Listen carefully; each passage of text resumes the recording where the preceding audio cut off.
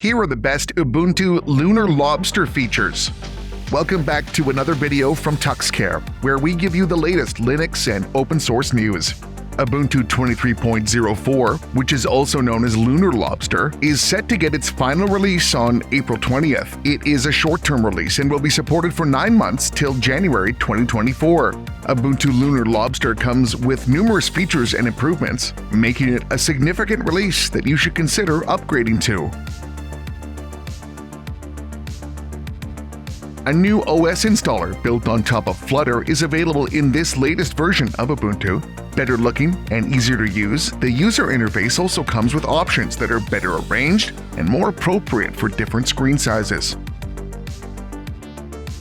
The GNOME 44 desktop environment, which adds a ton of new features and improvements, is included in Ubuntu Lunar Lobster. GNOME 44 has a redesigned settings application, better notifications, and a more attractive user interface. Unexpectedly, the Ubuntu team has announced the release of an official minimal ISO image that is less than 200 megabytes in size.